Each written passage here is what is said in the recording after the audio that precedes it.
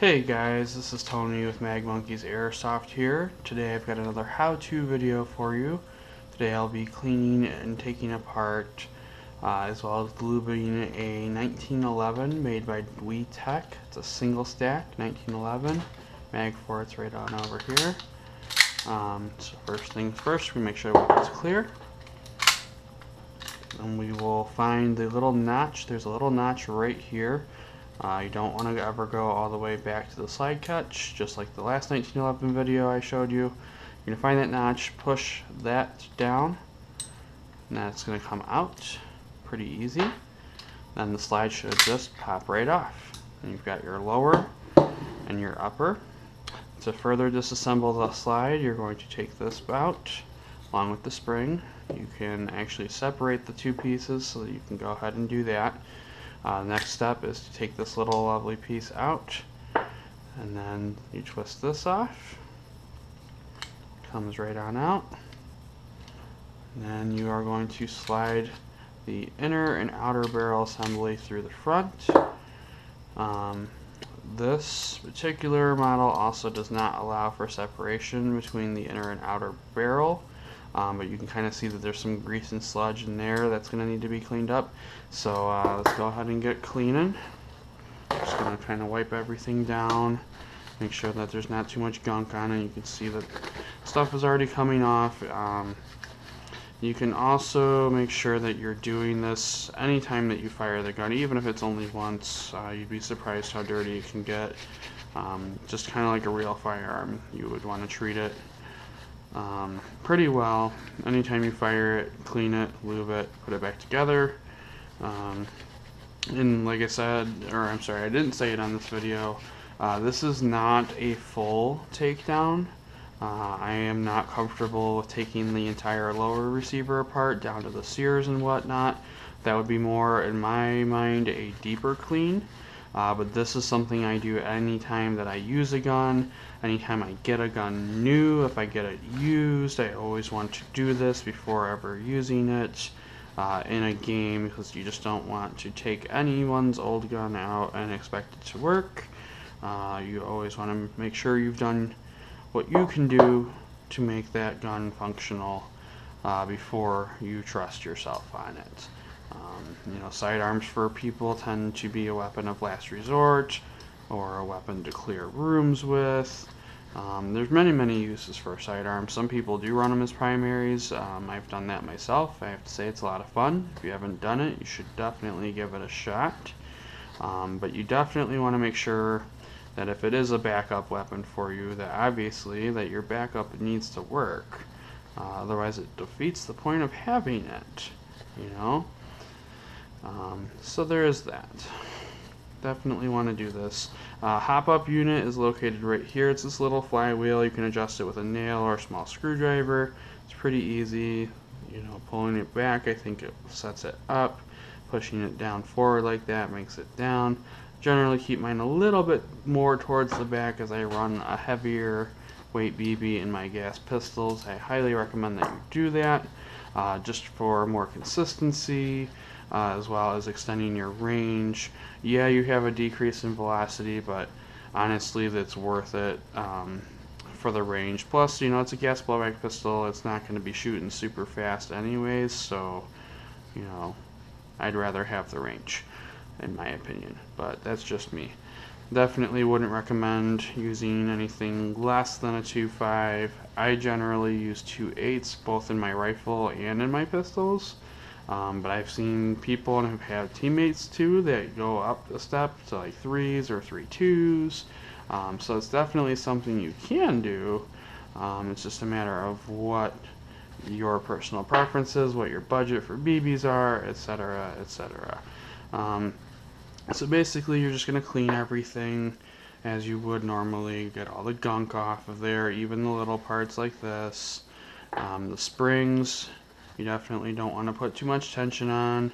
Just a nice little winding through like so.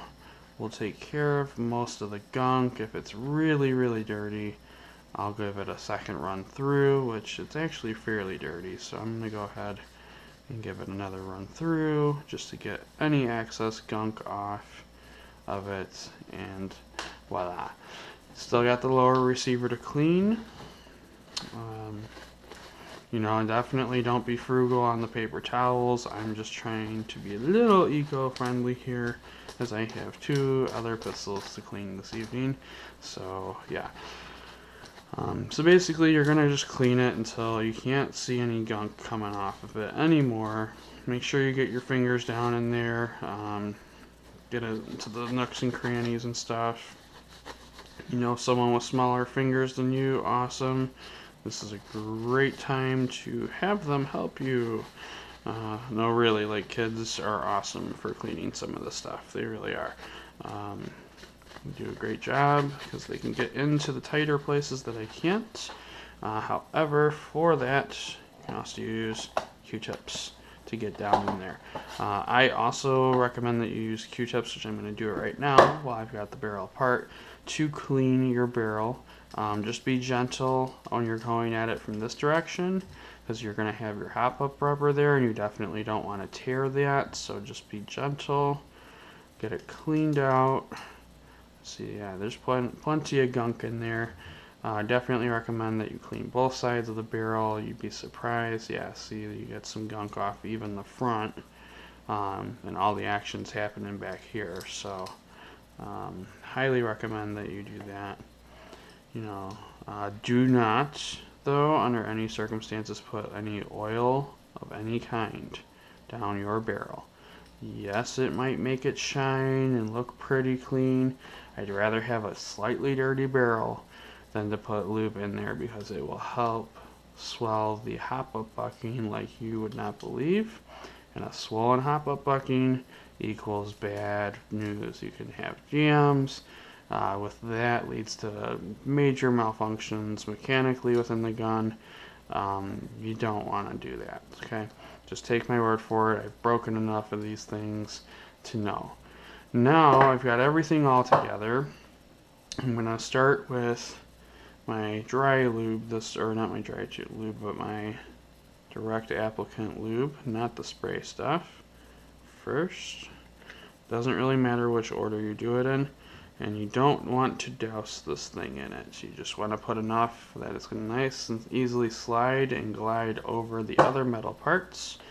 Go ahead and get my spray lube out, get in here in the sears, behind the hammer, down in here where there's a moving piece that I can't really get to too well.